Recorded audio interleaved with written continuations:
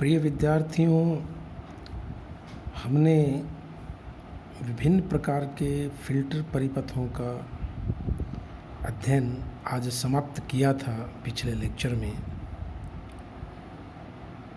उसमें मैंने आपको उन फ़िल्टर्स की क्रियाविधि और उनका गणितीय विश्लेषण समझाया। उससे पूर्व मैंने आपको अर्ध तरंग और पूर्ण तरंग दिष्टकारी और सेतु दिष्टकारी किस प्रकार कार्य करते हैं ये समझाने की कोशिश की थी। विद्यार्थियों, एक प्रश्न जरूर आपके मन में आया होगा कि दिष्टकारी, फिल्टर, लोड प्रतिरोध ये अलग अलग तो समझ में आते हैं, लेकिन अगर इनको सबको एक साथ जोड़ दिया जाए तो फिर ये क्या कहलाते हैं। प्यारे विद्यार्थियों, जब दिष्टकारी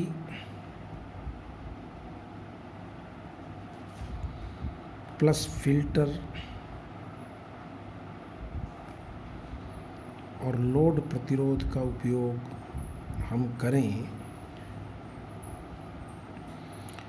तो आप ये देखेंगे कि इसको हम शक्ति प्रदाय कहते हैं, पावर सप्लाई। अंग्रेजी में इसको पावर सप्लाई बोलते हैं और हिंदी में इसको शक्ति प्रदाय कहते हैं। आज के युग में जहाँ टेक्नोलॉजी अत्यधिक विकसित है, आप मोबाइल फ़ोन से पढ़ रहे हो, लैपटॉप चला रहे हो, टेलीविज़न चला रहे हो या और कोई इलेक्ट्रॉनिक आइटम या युक्ति आप जब ऑपरेट करते हैं तो आपको ये मालूम होना चाहिए कि समस्त ये इलेक्ट्रॉनिक युक्तियाँ दिष्ट शक्तियों से चालित होती हैं और ऐसी दिष्ट शक्तियाँ दिष्ट शक्ति प्रदाय से प्राप्त होती है, डीसी पावर। लेकिन दिष्ट धारा की जो सप्लाईज हैं, जो प्रदाय हैं, उनमें भी कुछ विशेषताएं और अभी बाकी हैं बतानी आपको। आपके मन में ये प्रश्न जरूर उठता होगा कि अगर किसी दिष्टकारी का निवेशी प्रत्यावर्ती वोल्टामान बदल जाए तो इस के हिसाब से निर्गम वोल्टा निश्चित रूप से बदल जाएगी। क्यों? क्योंकि निवेशी वोल्टा बदलने पर जो प्रभाव होगा वो दिष्टकारी के निर्गम में आएगा, फिल्टर के आउटपुट में आएगा। अर्थात जैसे ही थोड़ा बहुत कोई निवेशी वोल्टा में परिवर्तन आता है तो निर्गम वोल्टा बदल जाती है और जितनी भी हमारी युक्तियां हैं इलेक्ट्रॉनिक्स की, वो वोल्टा बदलते ही उनके अभिलाक्षणिक बदल जाते हैं और इस कारण से उनकी क्रियाविधि बदल जाती है।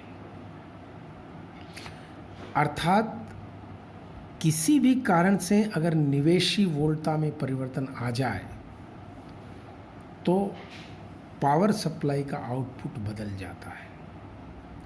इसलिए हमें इस प्रकार से डेवलपमेंट करना चाहिए, इस प्रकार से युक्तियां बनानी चाहिए कि जिनमें इनपुट वोल्टेज चेंज होने पर या धाराएं बदलने पर भी निर्गम वोल्टता के मान में किसी प्रकार का कोई परिवर्तन नहीं आए। इस प्रकार की जो युक्तियां हैं उसको हम वोल्टता नियामक युक्तियां या वोल्टता स्थिरीकरण युक्तियां, वोल्टेज रेगुलेटर्स बोलते हैं। मैं वोल्टता नियमन के लिए आजकल बहुत सारी सप्लाईज हैं, बहुत सारी युक्तियां हैं, लेकिन आपको विशेषकर जिनर डायोड के उपयोग के बारे में यहाँ सिखाने की कोशिश करूँगा। मैं आपको कुछ परिभाषाएं देता हूँ सर्वप्रथम, उसके पश्चात हम आगे बढ़ेंगे। ये देखिए वोल्टता नियमन को मैंने परिभाषित किया है, वह युक्ति जिसके द्वारा किसी परिपथ में दिष्ट वोल्टता का नियत मान प्राप्त किया जाए, चाहे निवेशी वोल्टता अथवा लोड धारा का मान परिवर्तित हो जाए, इसे वोल्टता नियमन कहते हैं या नियामक कहते हैं इसी युक्ति को, और इस क्रिया को हम वोल्टता नियमन कहेंगे। वोल्टता नियमन में मुख्य जो परिभाषाएं हैं वो एक तो होता है लाइन रेगुलेशन, किसी भी युक्ति में निर्गम वोल्टता में परिवर्तन और उस निवेशी वोल्टता में परिवर्तन का जो अनुपात है, यानी आप इसको यूँ भी समझ सकते हो कि प्रति एकांक निवेशी वोल्टता में परिवर्तन से निर्गम वोल्टता में कितना परिवर्तन आता है वो लाइन रेगुलेशन होगा। आदर्श लाइन रेगुलेशन में ये मान शून्य होना चाहिए, यानी इनपुट चेंज हो रहा है तो भी आउटपुट में कोई परिवर्तन नहीं हो रहा, लेकिन फिर भी इसकी यूनिट हम लेते हैं माइक्रोवोल्ट प्रति वोल्ट, अर्थात 1 वोल्ट परिवर्तन करने से इसका जो ऑर्डर है वो माइक्रोवोल्ट ऑर्डर का होना चाहिए। इसके बाद परिभाषा जो हम देते हैं वो है लोड नियमन की, लोड रेगुलेशन।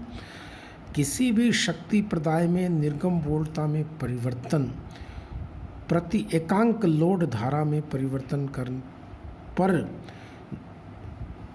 या आप देखिए इसकी लैंग्वेज थोड़ी सी टिपिकल है कि किसी भी शक्ति प्रदाय में निर्गम वोल्टता में परिवर्तन, यानी निर्गम वोल्टता में क्या परिवर्तन आता है, कब, जबकि लोड धारा में एकांक परिवर्तन हो तो उसको लोड नियमन गुणांक कहते हैं। और इसका मान जो है वो है निर्गम वोल्टता का मान तब जब किसी प्रकार का लोड नहीं लगा हुआ है, यानी V no load minus V full load, क्योंकि हमें मालूम है फुल लोड लगाते ही वोल्टता में कमी आती है, डिवाइडेड बाय लोड धारा, इसको हम लोड नियमन कहेंगे। इसके बाद जो वोल्टता नियमन जब शक्ति प्रदाय में नो लोड से फुल लोड करते हैं तो वोल्टता का आनुपातिक विचलन ही वोल्टता नियमन कहलाता है। अर्थात फुल लोड करने पर और नो लोड इन दोनों में कितना परिवर्तन आता है, वह युक्ति जिसमें लोड हो तो भी ठीक है और न हो तो भी ठीक है, दोनों का अगर मान लीजिए मान बराबर आता है तो ऐसे में वोल्टता रेगुलेशन 0 होगा, 0 होगा। तो ये 3 राशियां सामान्यतया हमारे लिए महत्वपूर्ण होती है, लाइन रेगुलेशन और ये वोल्टता नियमन और एक लोड रेगुलेशन।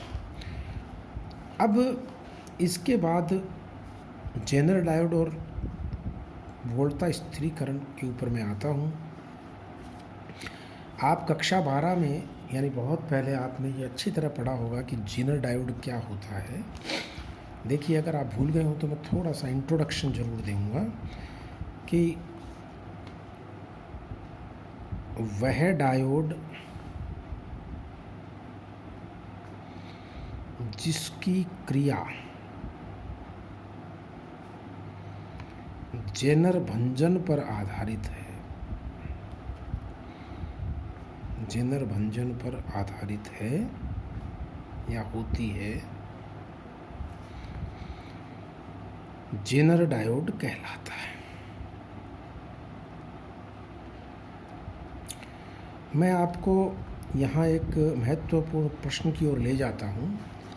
जो बच्चे कॉम्पिटिटिव एग्जामिनेशंस भी देना चाहते हैं उनके लिए भी ये काफ़ी इंटरेस्टिंग महत्वपूर्ण है कि जेनर भंजन और एवलांश भंजन ये 2 क्रियाएं रिवर्स बायस में डायोड के अंदर होती हैं। क्या क्या? एक तो जेनर भंजन और एक एवलांश भंजन। आपको एक बहुत सुस्पष्ट अंतर इन दोनों में आना चाहिए।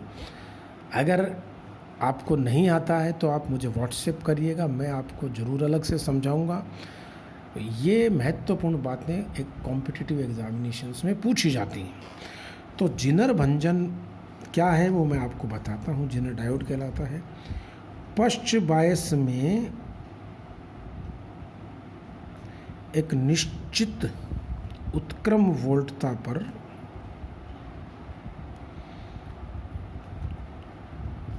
धारा यकायक बढ़ जाती है। इस घटना को हम जेनर भंजन कहते हैं।